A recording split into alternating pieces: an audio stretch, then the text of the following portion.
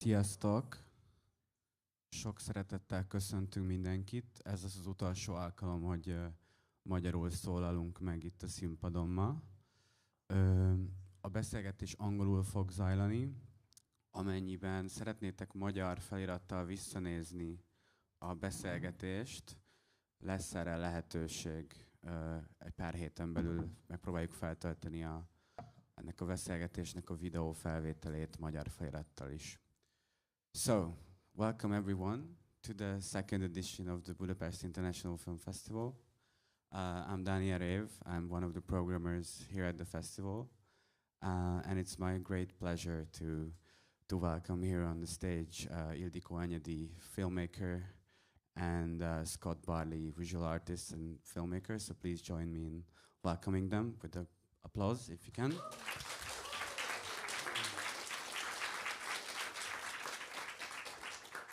And I think I'm going to start out by telling you a short story on how we got here and why we are here today and how this whole thing came together.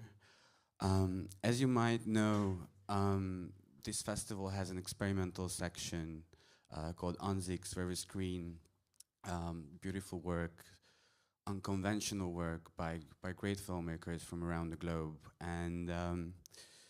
And Scott was someone who we really wanted to invite at some point to this festival.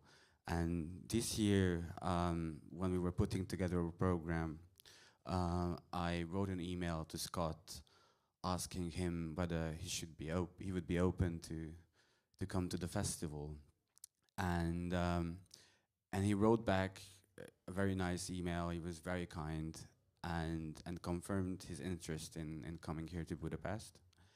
And as I was looking through his films and socials, I came across this very interesting post that Scott somehow collaborated and had some kind of correspondence with Ildikó during the making of Silent Friend.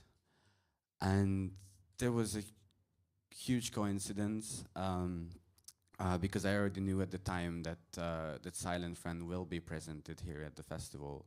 So it just felt like the perfect occasion for us to sit down and maybe try to continue this creative dialogue that you started.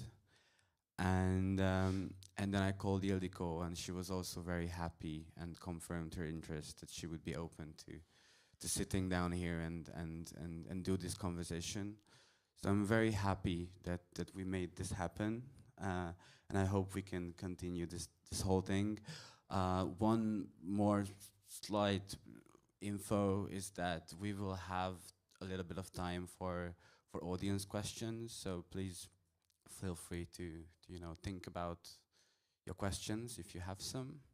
And I'm just going to start with the first question, and my first question is to Ildikó. How did you come across this of Scott's work, and how did this whole thing happen, and what did you think about it, and could you please elaborate on that whole process of how this thing happened? I'm a child of the 70s when experimental cinema was thriving. It was important for me. I started as an experimental filmmaker, and time to time I try to poison my students with some of this stuff. And time to time there are students who are really thrilled to discover this branch of cinema. And I'm very glad to see that in a totally new way, somehow these fringes of the official cinema are getting stronger and more alive again in the last 15 years. So one of my students who was quite enthusiastic by different stuff I showed during the lectures, showed me Scott's work, so it's thanks to him, and I don't know why he is not here. I'm very surprised because he is such a huge fan of your work. And then I was so impertinent just to write to you out of the blue, to be able to see Sleep at Your House, and we started a conversation. And Silent Friend is a so-called mainstream cinema. Nevertheless, I feel that in our thinking we have a lot in parallel. That's what I guess. But today we will really grill you and ask all sorts of questions, and I will know a bit more about you.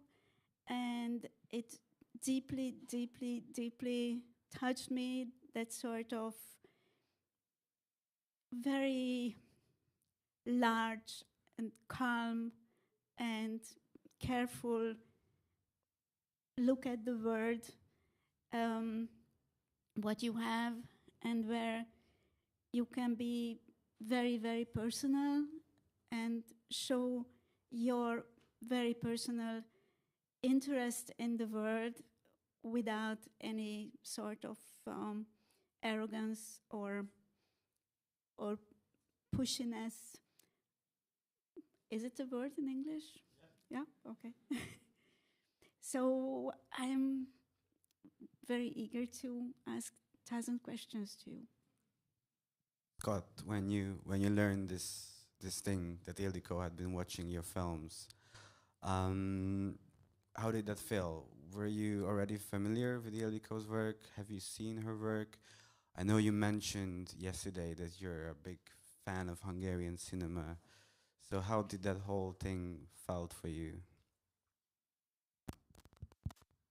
Well, first of all, thank you to both of you for such beautiful words. I was familiar with Ildikó's work because of On Body and Soul. That was, I think, the film that resonated a lot with UK audiences. And then, in retrospect, went further through your filmography. I said to Daniel last night, my first real deep love of cinema in terms of country was Hungarian cinema. My background is initially in fine art, and while I was studying fine art, I discovered Bellatar's work, and I don't know how long I should talk just about a certain experience, but I saw Wertmeister Harmonies, and I've only ever seen the film.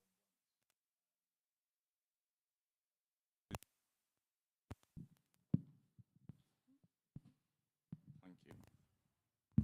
I don't know.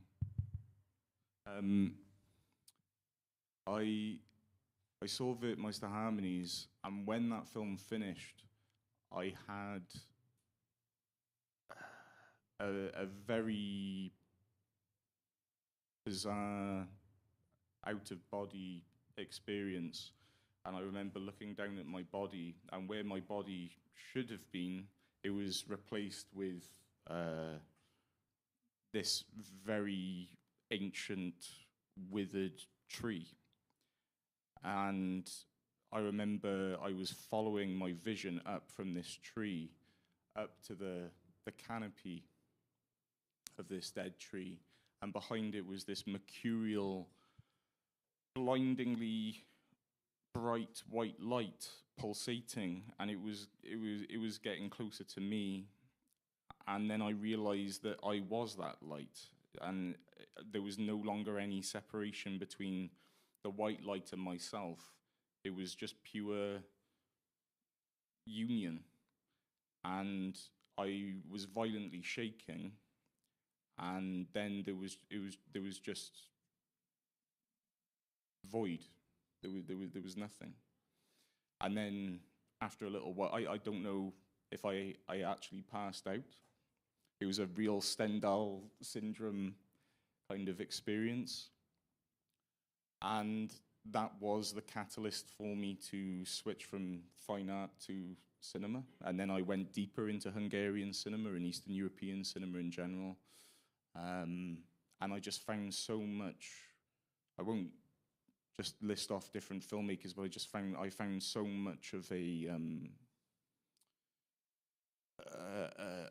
deep connection in sensibility, in atmosphere, mood, the landscapes, the textures. It really, really spoke to me. And when I heard Out of the Blue from Ildikó, it was an honor, you know, a real honor, and I couldn't quite believe it. I still can't quite believe it, and this is the first time that we've met in person. We only corresponded via email, so it's very surreal for me, and I'm just really appreciative of your kindness and generosity and trust. Ildikó, how do you feel about this? Because Scott just mentioned, and some of you might don't know, but this is actually the first time Scott and Ildikó meet, which is, I think, it's an amazing thing. But how does it feel for you, Ildikó? And is Scott the same person as you imagine him to be? And I think you, in your films, there is some kind of similarity, a kind of shared affinity for the world. But how is this meeting in person feel for you? Great. But is Scott the same person in person that you imagined him to be during your correspondence in email? Because I think that's a very poetic way to be in conversation with someone. To just it's in a sense it's a very old way of being in connection with someone, just by writing and not really. It can be quite rich to conversate also in writing. Once I had a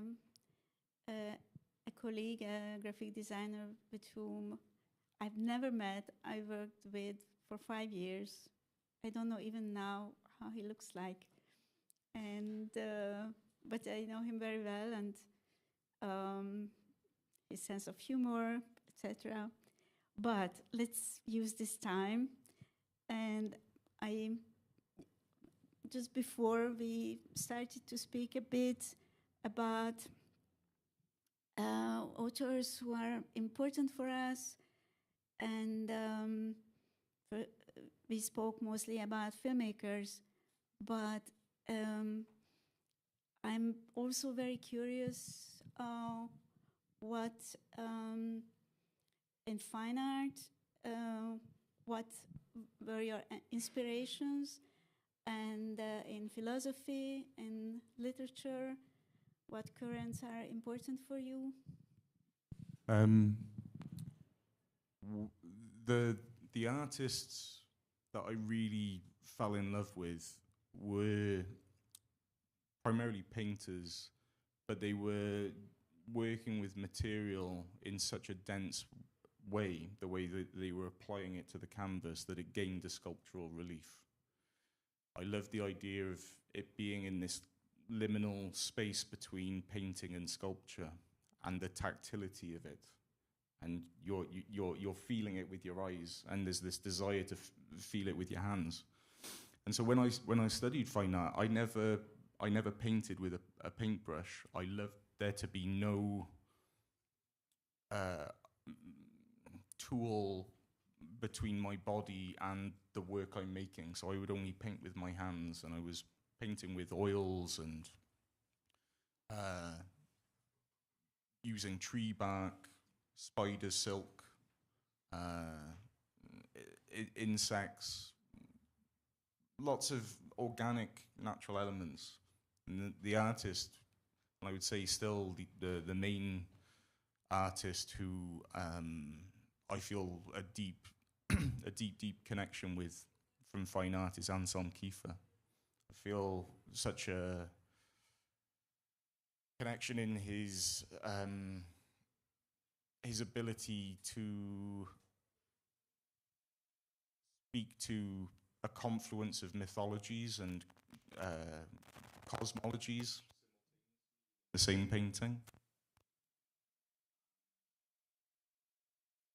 Texture, this has got a Here we could use the other one and then... Yeah, we just share this. Thank you. Yeah, the texture and the scale. It's both incredibly personal, but dealing with the impersonal. And I love, you touched on this a few minutes ago, you know, that you can make something that expresses something deeply personal, but perhaps it can be navigated and interrogated through things that are beyond us. And there's a myriology of presence of ourselves beyond this meat jacket. And I'll be honest, I never explored philosophy deeply until after I finished Sleep As a House. There were, you know, the obvious, you know, the usual suspects that I was sort of familiar with. But then I started hearing from people who'd begun to see the film, and they were saying, "Oh, this, you know, this reminds me of Maurice Blanchot or elements of Georges Bataille, Immanuel Kant, Deleuze." And so I started reading those philosophers, and I felt this incredible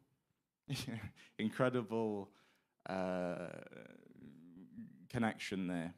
I love the idea of the noumenon. So, you know, we have our phenomenology, all the things that we can perceive of the world. And I love the idea that there is something that could potentially exist because of our limited senses, you know, our limited modality of experiencing the world, that we're not privy to everything that reality is. And I like the idea of how we can suggest through limitation something that approaches the veil of the noumenal.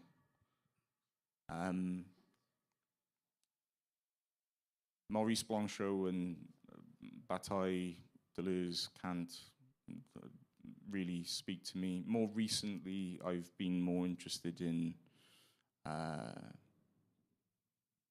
you know, various Eastern traditions. The idea of the void being plenum, you know, that it's not an absence, it's actually that nothingness is generative. And I think that Sleep As a House, for some people, it feels like this is nothing. You know, this is a film about nothing. It has nothing. But I think that if you allow yourself to surrender to that experience, maybe that discomfort, what it reveals is that you are an artist as well, and your presence watching the film, you are co-authoring it because you all have a unique phenomenology of the world, and so you're projecting a cinema, your own life experience, back onto the film and completing it in a way. In terms of literature,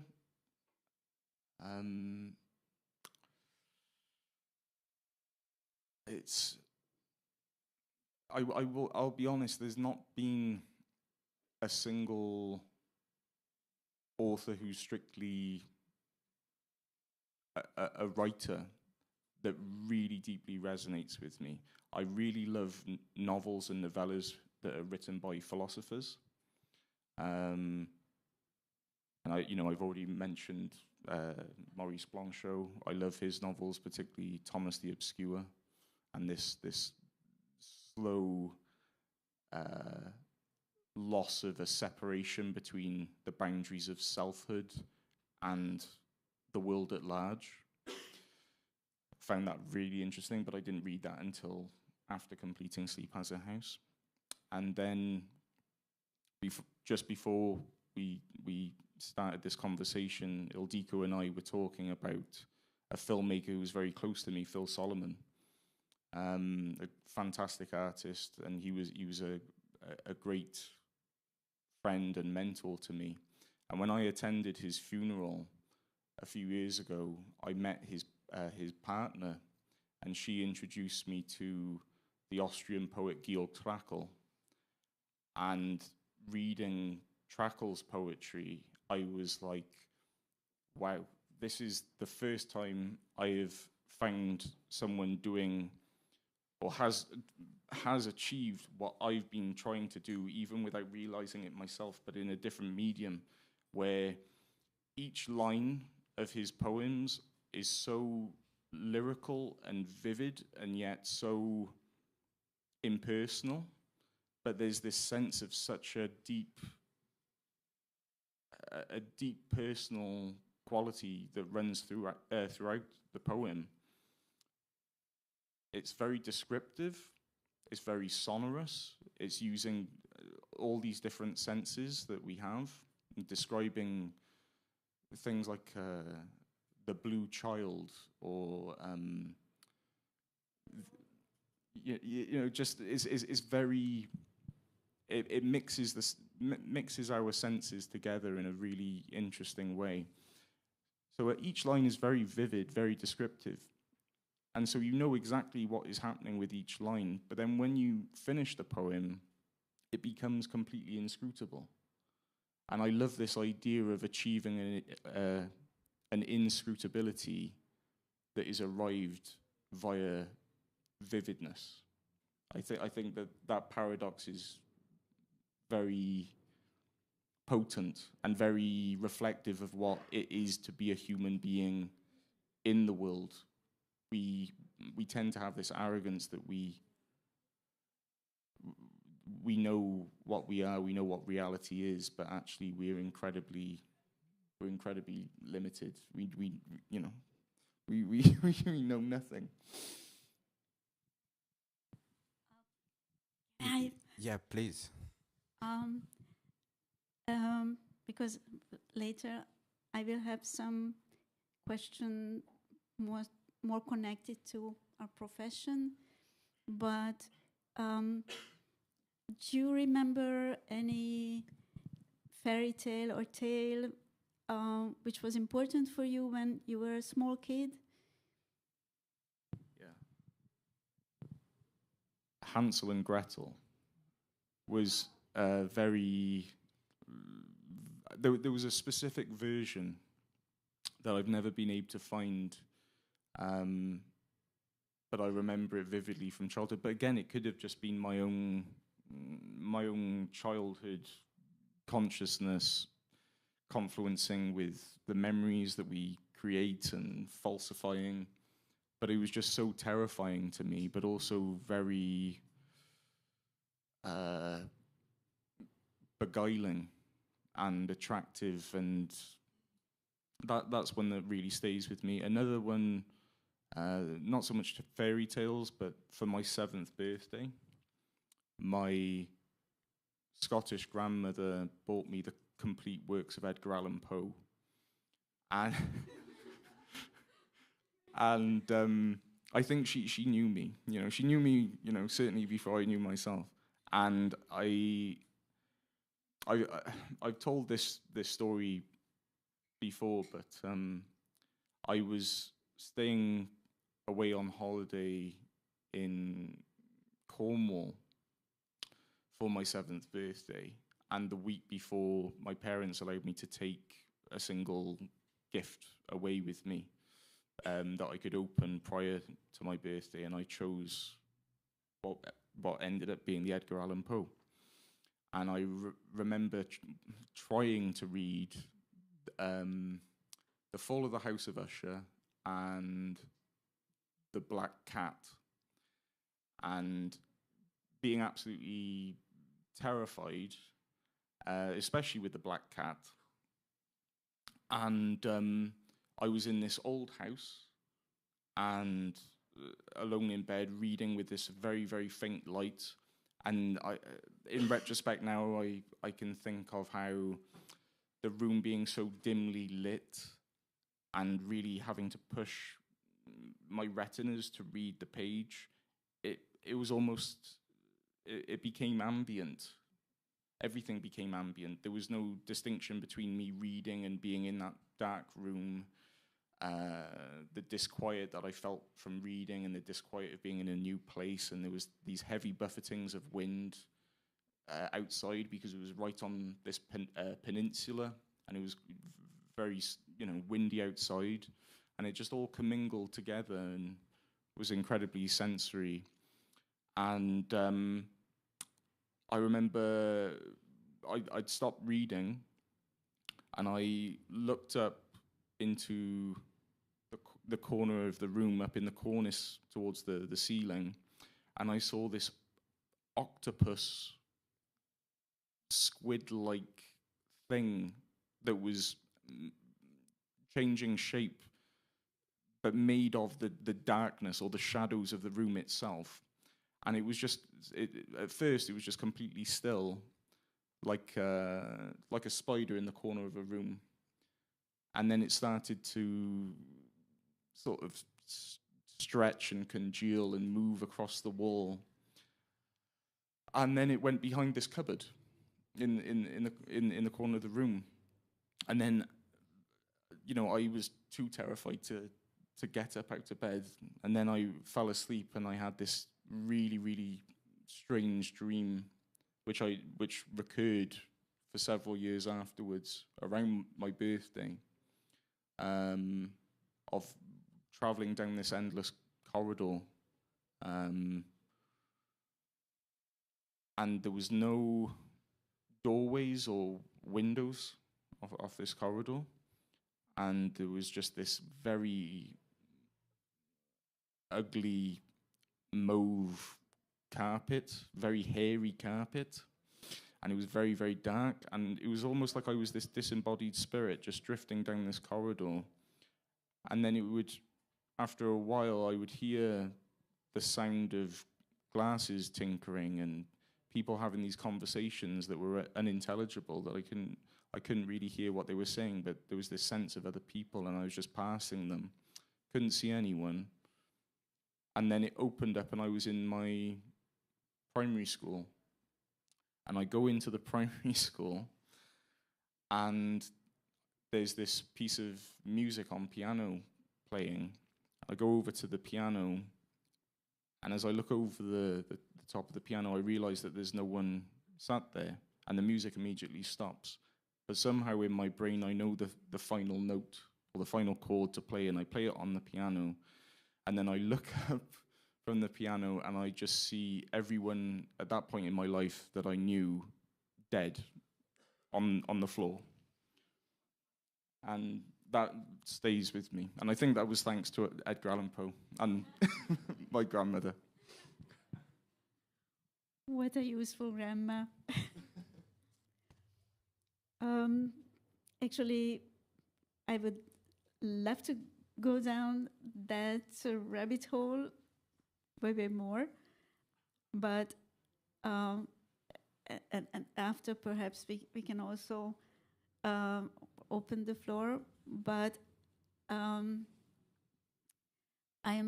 so curious because you deal not just with the image but also with the sound. How your, let's say, method, how your way of keeping your independence and being able to make this incredibly sensitive and bold works, how it developed, what was the starting point, and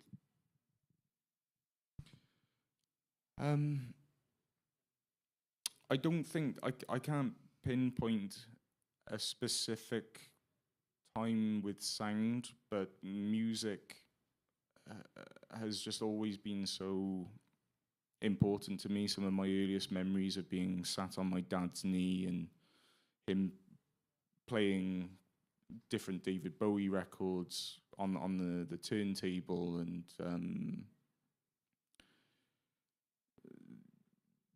and Neil Young was another one, and just the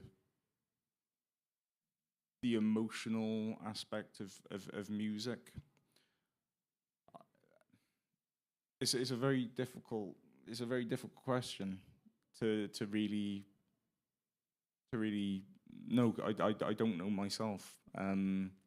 All I know is that I think that sound is far more important than the image. I really love what Robert Bresson said in his book Notes on the Cinematographer about the eye being passive, whereas the ear is, I can't remember exactly how he put it, but the ear is charged. It's far more sensitive. It doesn't take things for granted. The eye is frivolous, whereas the ear is not. It's a sensual organ, and I think you can. It's very rare in cinema for filmmakers to really play on the ear, but I think that you can achieve so much more with so little through suggestion, but also in a very sensual way, a very corporeal way. So sound is just such an incredible. It feels like an element. I think David Lynch.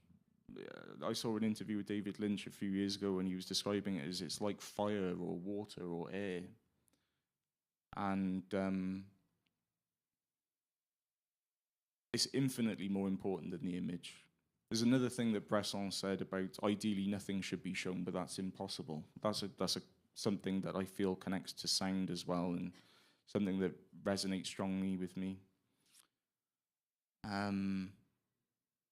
Pythagoras said something to the effect of all matter is but frozen music.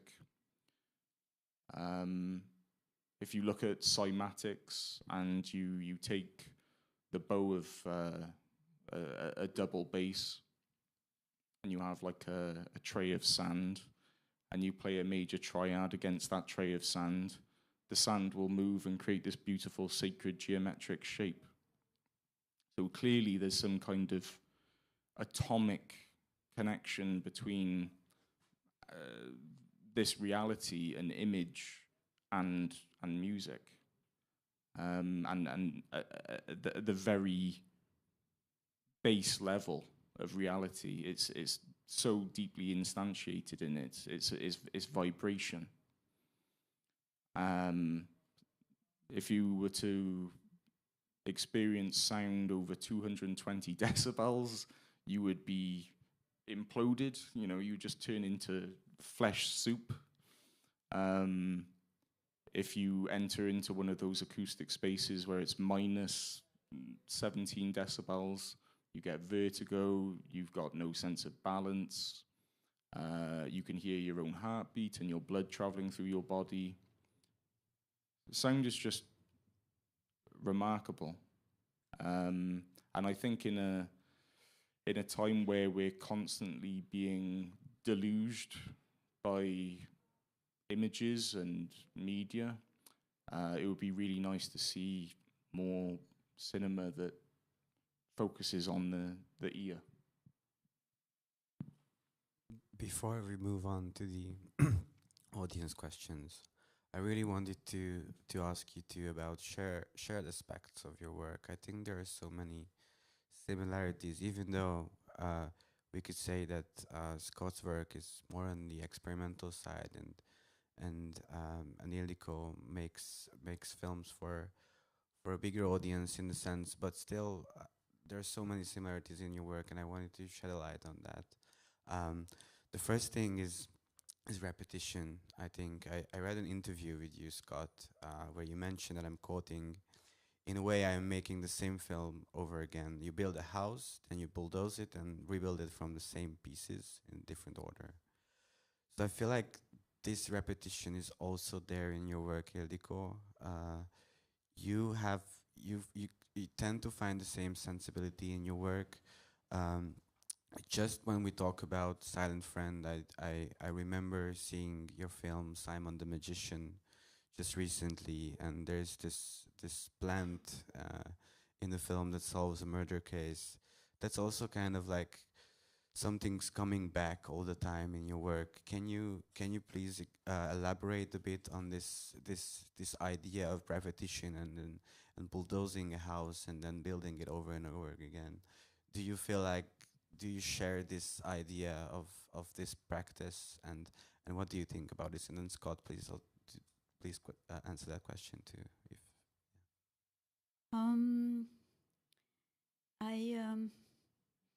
some years ago, when I was in Japan and visited some shrines,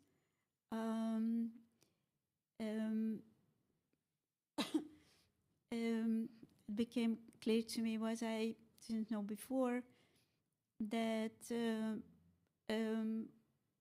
now they stopped to do that, but for hundreds and hundreds of years, every 70 years, these shrines were dismantled and rebuilt exactly by the same design. So somehow it is what you speak about. It's there, that it's in fact it's the idea, it's the meme, which is alive and not the material. I'm not so conscious. Each time I make a film, I think, wow, I never went down that road yet, and I want to go down, and I want to discover things what I had no yet the pretext to discover and research. So those periods of preparation are very precious for me, because I can tell to myself, yeah, I'm working, and in fact I can just discover a new field. But yeah, from outside perhaps it seems the same field. There is one aspect of our profession what I find very precious, and I see in a minimalist way also in your work. It's very much like agriculture. So you are doing actually very simple things. You are plowing the ground, watering a bit, etc. Very, very simple and basic stuff that you are doing. But somehow, if you are doing it in the right order and in the right time, something unexpected is coming out of it. A very complex plant, a tomato, for example, which is very, very far from anything what you did before. So I think that I see very much that in your work, and of course the sensuality of cinema, that it is a very sensual thing to sit in a dark room and listen to something and watch something, and I loved what you just said before, that the audience becomes a co-author. So leaving space for this co-authorship for the spectator, that was also my intention always. I hope that time to time I achieve it. I think you achieve it all the time. Thank you, Ildikó. Repetition, I think, can. If I was just to talk about image for a minute, I think that repetition permits image to become a visual music, especially in the language of cinema where we're working with montage. We get this sense of a rhythm or leitmotifs that recur, which can be very beautiful, especially when you establish a repetition, but then you break that repetition. I also think that repetition can instantiate a more meditative quality in the spectator, which is something that I think is really, I personally think is really important. I'm always searching for the experiential. I want the films that I make, knowing full well that they're certainly not for everyone, but I want them to be an experience. And to take from 2001: A Space Odyssey, the original poster, you want it to be the ultimate trip. You want it to be a journey, into the unknown, into the body's night, into the mind's night, and for it to be a unique experience. I think repetition can be used in certain ways to help facilitate that. In terms of feeling like I am making the same film over and over, I think that there are certainly things that change each time, like you were saying, Ildikó, through research and your curiosity, that you want to explore different things. And I certainly don't believe in this sense of selfhood as being a fixed thing. I think that the idea of self is quite an illusory thing. It's always in this agglutinated flux with reality, the people that we speak to, the relationships we have, the books we read, the films we watch, the music we listen to. Every experience is constantly shaping and reshaping self. I've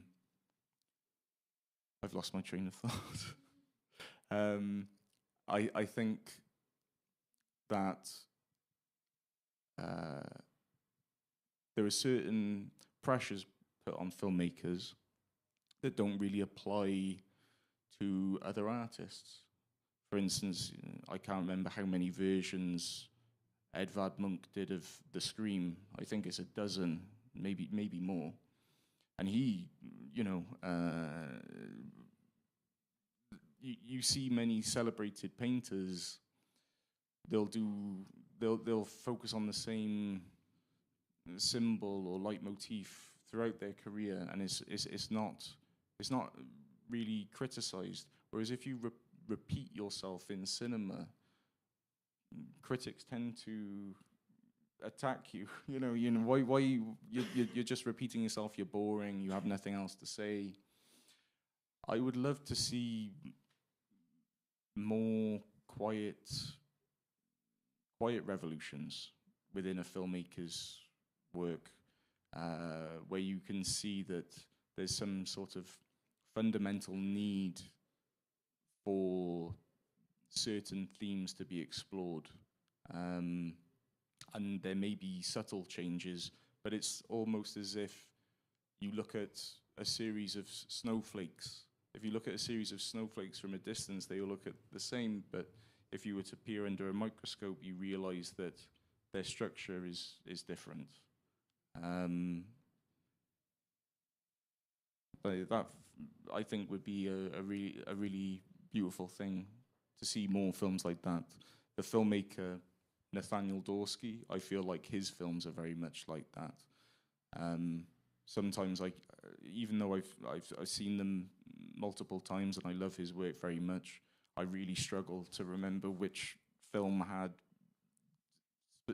a specific sequence in it or a specific image. But I don't think that that's really important. You know, the main thing is that the work has resonated. I think there's one more unavoidable question, something that connects both of your works, and that is consciousness. And I think there aren't many areas in contemporary research as fascinating as the study of consciousness. I think it's where science and philosophy intertwines in very surprising ways. And I think despite many contradictory theories still going around about this whole thing, there's a growing consensus that suggests in some sense that all living beings have some kind of consciousness. And I feel like both of you are interested in this idea, and I'm wondering if you're how closely are you following the scientific exploration of this theme, and how much are you incorporating that in your work? Yeah, that's the question, I think.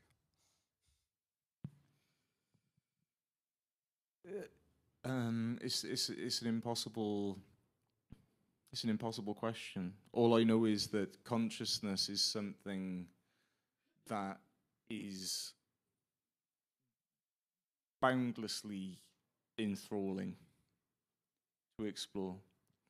I was speaking to some people at the festival last night. Yesterday I had a new state of consciousness that I've never experienced before.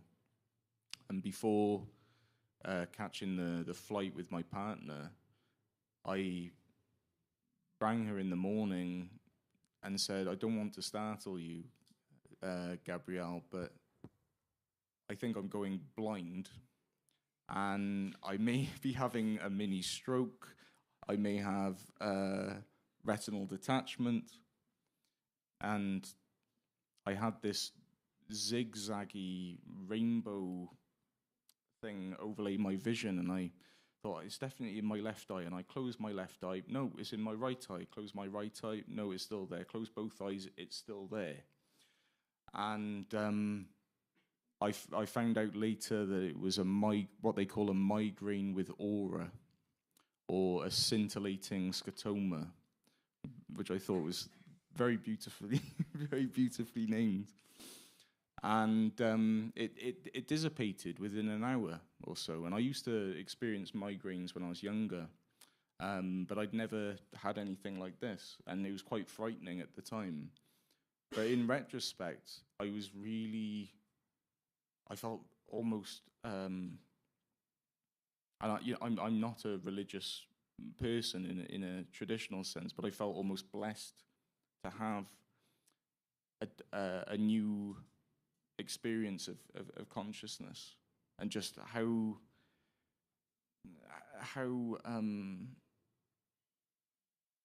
rich experience is.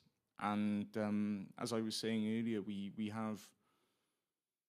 have such limited antenna, if you like, to perceive what lies beyond ourselves, and it's constantly being modulated by the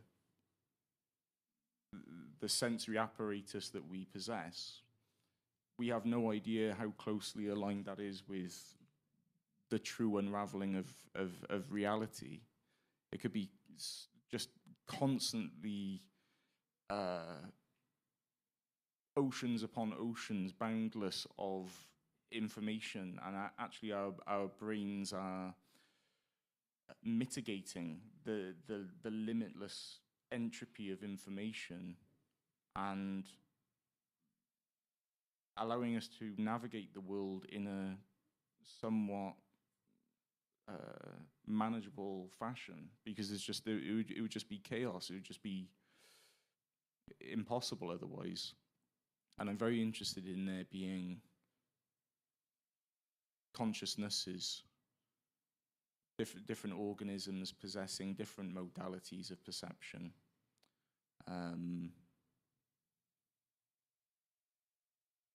If I wasn't a filmmaker, when I was younger, before I wanted to become a filmmaker or a painter, I wanted to become an Egyptologist.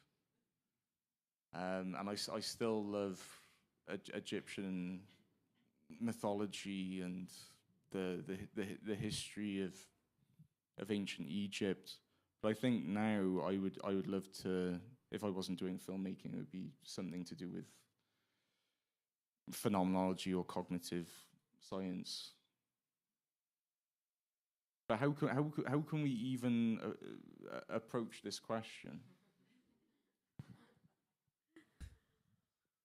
Yeah, it is somehow in the heart of a silent friend. In the 70s,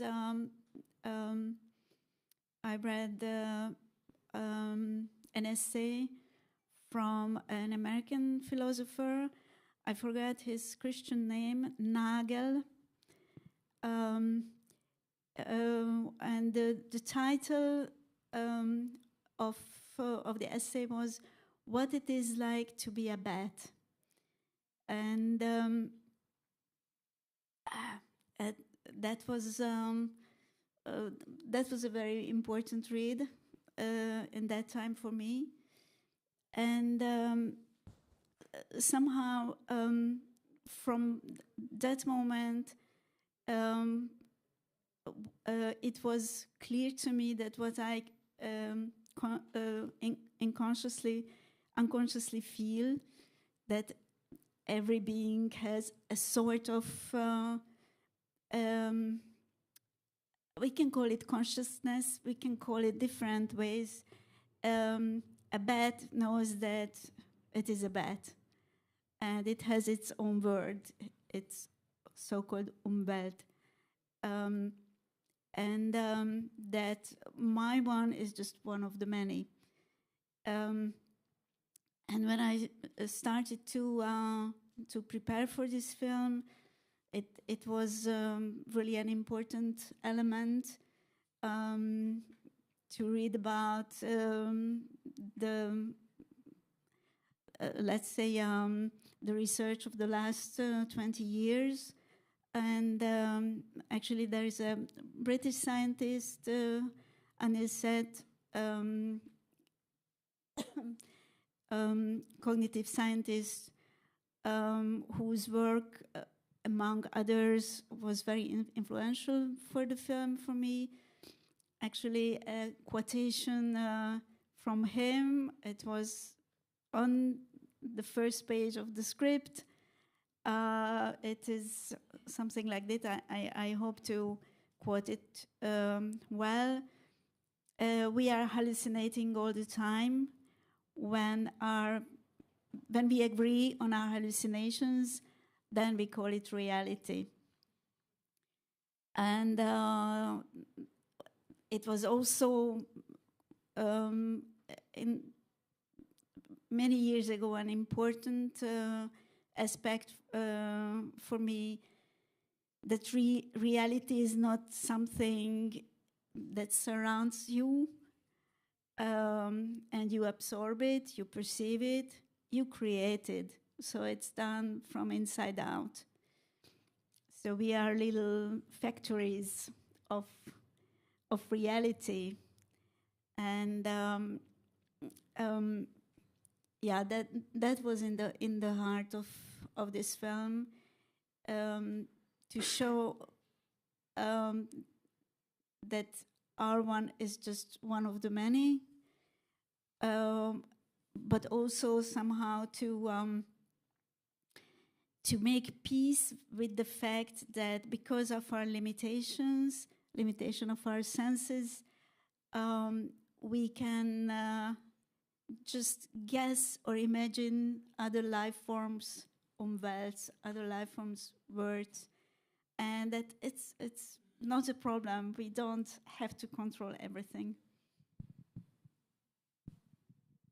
I think if someone has a question at this point, then we can. Yeah. Thank you for two things, actually, Danny.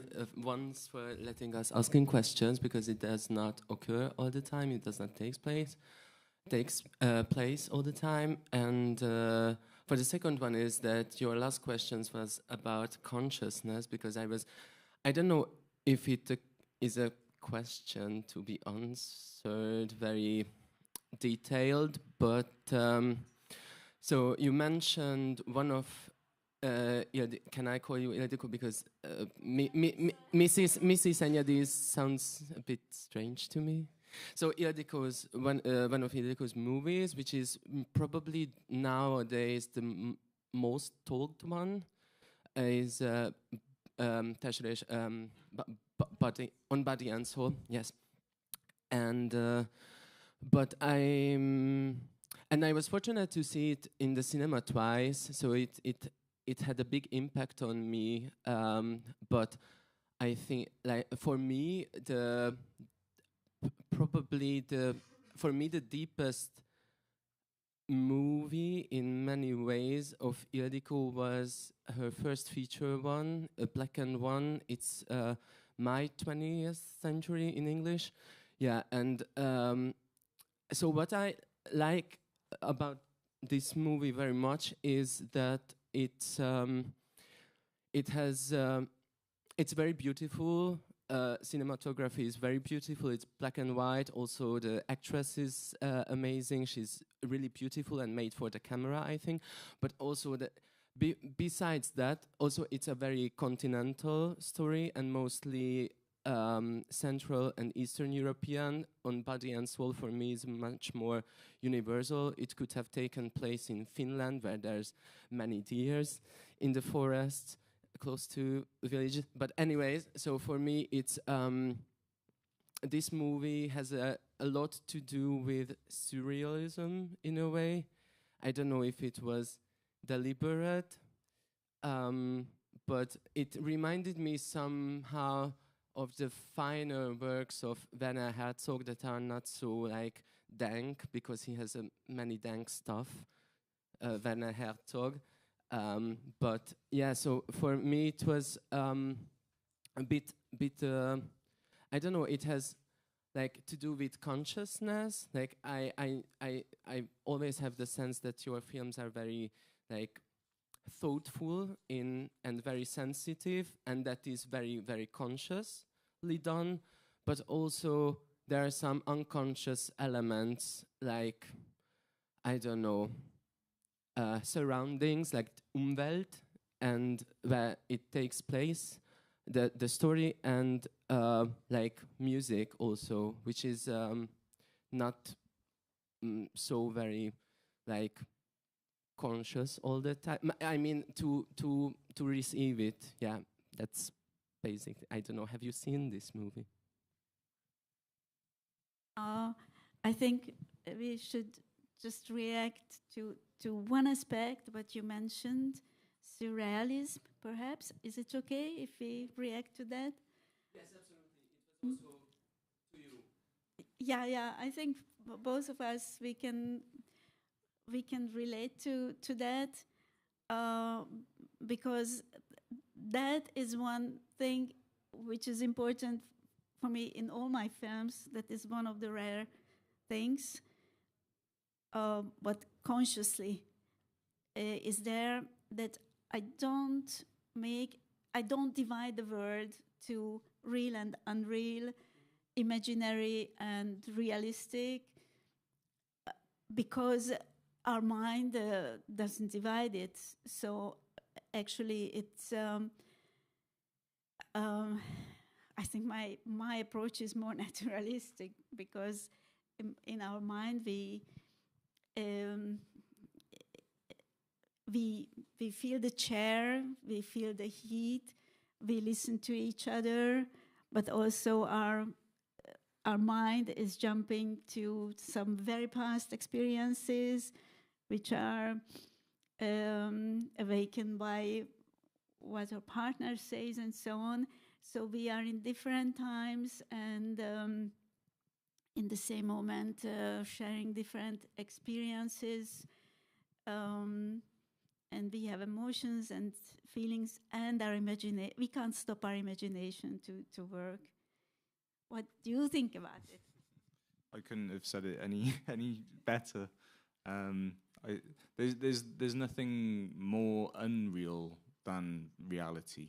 It's so strange, and what you've said several times this evening about we are projecting ourselves back onto the environment. We take so many things for granted, and if we're lucky, we may have this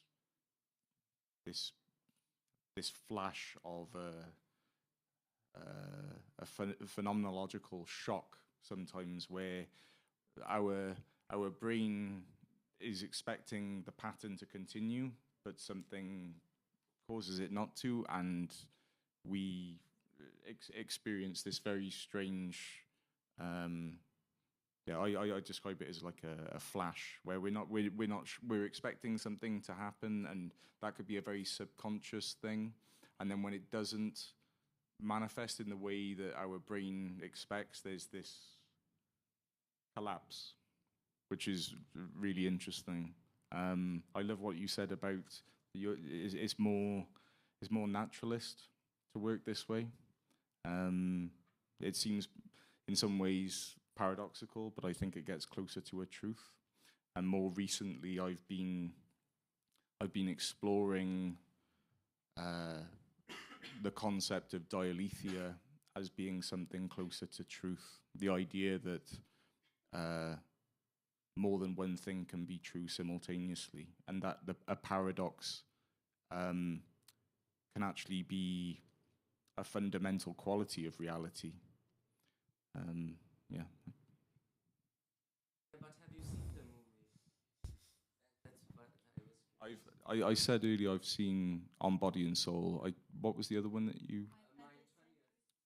No.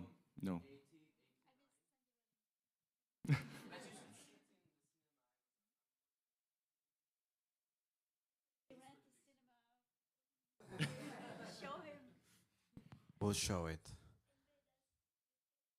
Any more questions? Clary, can you help us? We have one here.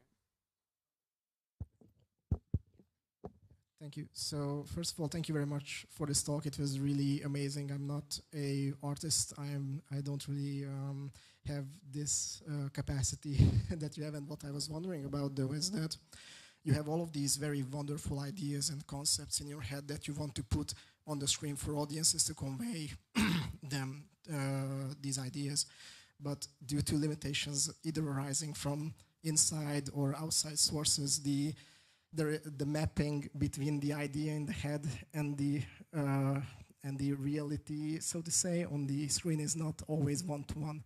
And what I'm wondering is that you as experienced filmmakers, how do you cope with that, with not seeing that like 100% reflected on the screen?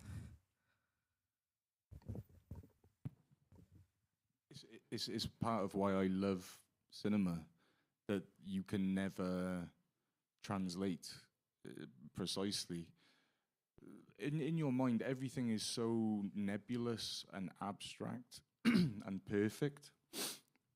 And if you could simply translate that resolution into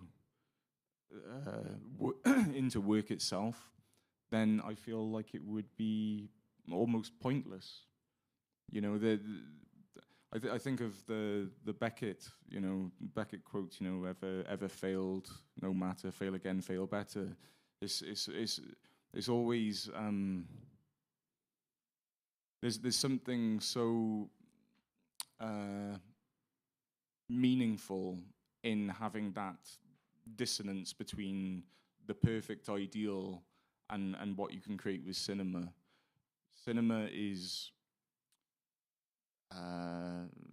this bastardized medium. You know, it's two art forms coming together, and that doesn't just double its potential as a medium in what it can do. It proliferates the possibilities, and it's also a shapeshifter.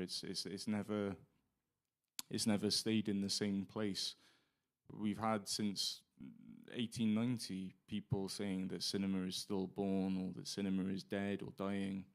And with every new technology, advent of a new technology, premature obituaries, you know, come out.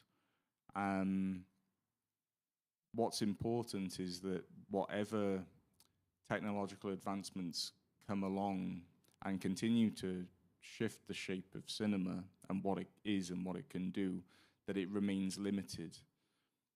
The moment it becomes capable of what you were describing, where there is no difference between the nebulous beauty of an idea in our mind's eye and what we can create, then there will be no reason for cinema.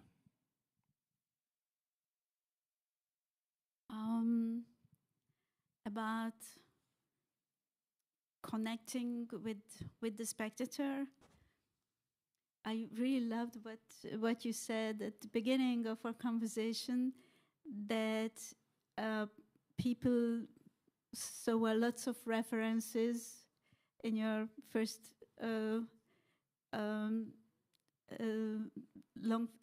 feature film, and then you started to read them. I think it's very right. Somehow, if you don't force yourself to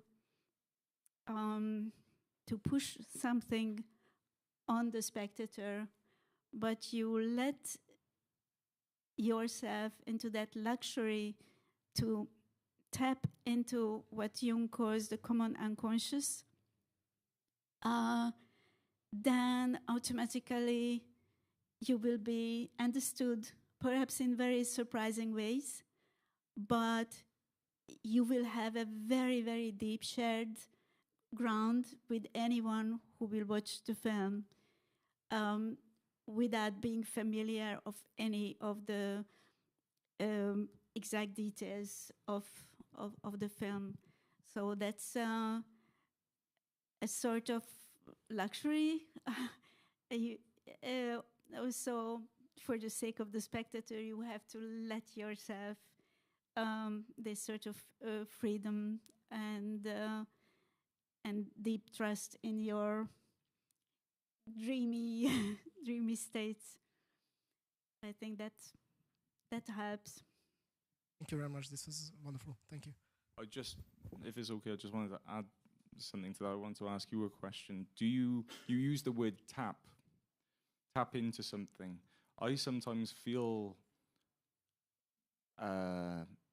particularly before I started reading the books that people were recommending me after seeing Sleep Has a House, I felt like I was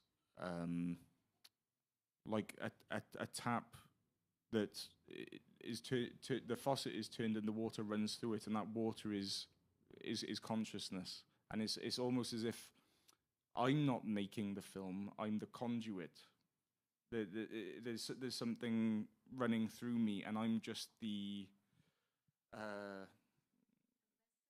vessel, yeah, for it to be channeled through. You know, it's not me. It's beyond that. What you were saying about the common and conscious, I was wondering if you feel similarly with your own work. Yes, a bit. Yeah. Also, in a way, my films are a bit my social life. I'm not very good at. I am a very good friend with many people theoretically. And from here and now, I apologize for all the people. I just think a lot about them, but actually I'm not so good at keeping contact or just to sit together and chat about things. And somehow my film work is my social life. And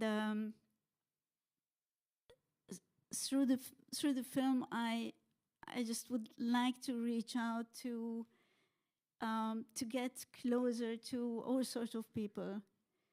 And it is, if you just immerse yourself in that layer of yourself, then these channels of communication are open. I have that feeling. I think we have time for more questions. Yes, please. Two more, okay? Two more. We have two more. First of all, thank you all for this event. It's been very interesting. My question is mainly for you, Scott. You mentioned you had a early connection to Hungarian cinema through Bélatar's work and maybe some others. You mentioned the textures in the film, very familiar, and other things. And I'm wondering, maybe it's a difficult question, but being in Hungary, have you had sort of maybe some unlived memories or sort of some connections to Hungary in any sense of maybe the atmosphere, small details you've noticed in films and now you're seeing them in real life? Has there been any sort of small sort of things you've noticed or anything? This is a really beautiful question, and I'm only going to be able to disappoint you. I arrived here yesterday evening with my partner, and the main thing since I've been here is I wish I could stay longer and to absorb more and to visit more places. We went to is it Stephen's Cathedral, I think? Stephen's Cathedral. And that was earlier today. And I found that a very overwhelming, beautiful experience on many different registers. I think I would need more time in Budapest to feel those resonances, but I certainly feel it with the people I've met so far. I feel incredibly honored to be invited to be here and also to meet Ildikó and to be having this conversation, and that will certainly stay with me. But in terms of there being some connection between the films from when I was younger that I fell in love with and what I'm experiencing right now, I haven't thought about it. I haven't thought about it at all. Maybe something will come, and maybe not. Thank you. I would also like to thank you for this beautiful event, and my question goes to both of you. I'm really interested in your takes on that. My question is, do you think can a movie become too personal? And if yes, where is that point where a film is too personal, but not in a good way, like at Gaspar Noé or Takashi Miike, but in a way where the spectator feels it's self-serving and it's art for art's sake, and the filmmaker made it for himself or herself and not for the audiences.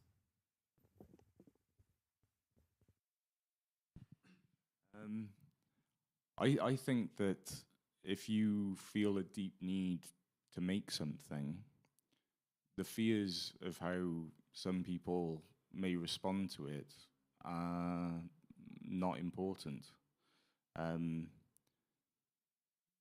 I think that fundamentally, every work of art, genuine art, whatever that means, because it means different things to everybody, I think that it needs to come from a place where the artist is making it for themselves first and foremost. And there's that paradox of, in order to be completely selfless as an artist, you have to be selfish. You have to be completely selfish. All I know in terms of there being a line is that I don't feel I've crossed that line for myself. Sleep Has a House saved my life. I was experiencing a really deep depression, and I was unable to work for about a year. And although that may not materialize in a superficial way, you know, or an obvious way within the film, that there is a very personal element to that film for me. I know it's there. I know it's there, and that means a lot to me. It gave me something to live for. It gave me something to pour my soul into, and to see through and finish. And the proverbial icing on the cake, you know, the additional benefit is that the film has resonated with some other people. That is an additional gift. And it can, you know, I feel incredibly privileged to be here 8-9 years after completing that film, and it's certainly not a film for everybody. I think that it would be a mistake to try and make a film for everybody.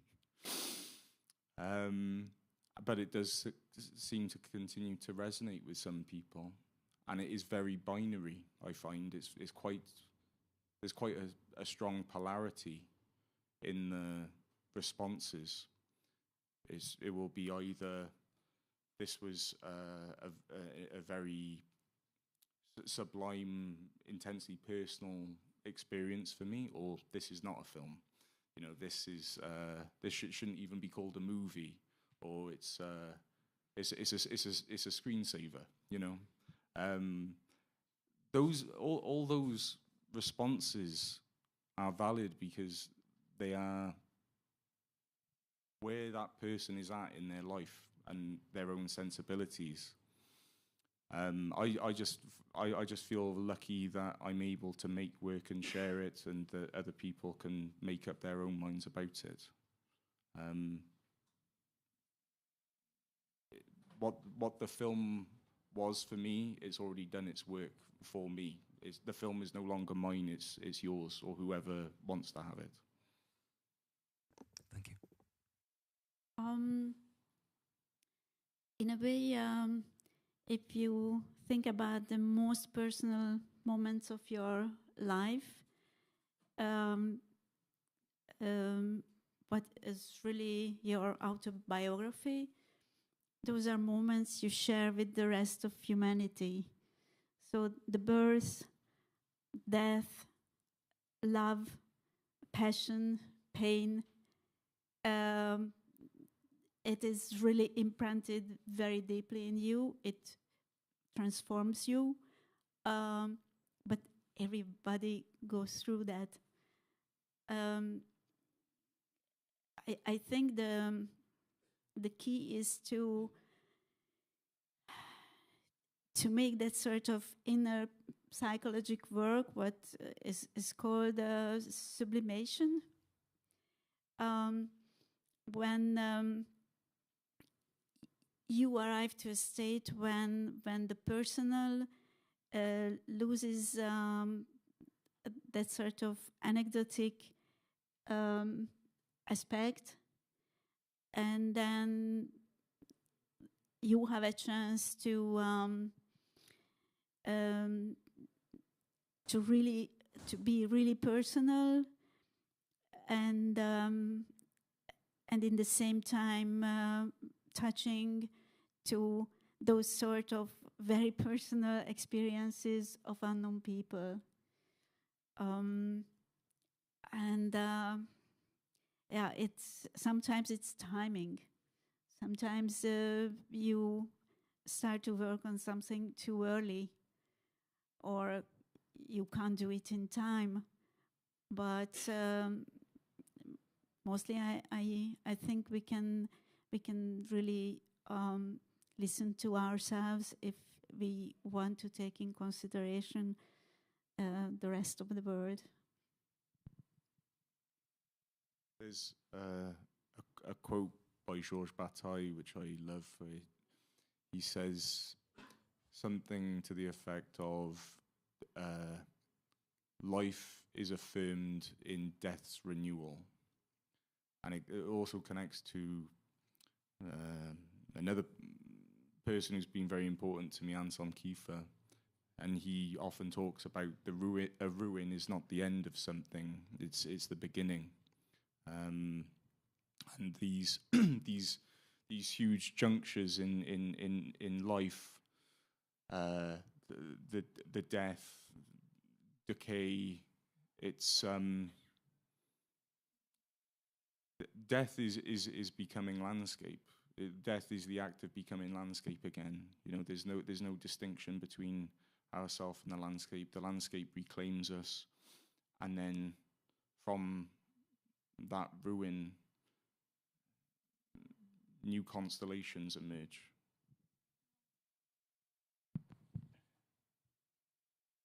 If you want to experience what Scott just said, we will have a screening of Scott's films tomorrow. Not only his feature film Sleep Has a House, but 3 shorts. We will be screening Hunter, Half Moon, and The Ladder. And Silent Friend has already been screened at the festival. But if you want to see Silent Friend, it will come out in January, I think, here in Hungary. So please go and watch that film too. And thank you very much for coming. And thank you to Ildikó and Scott. Please give a big applause.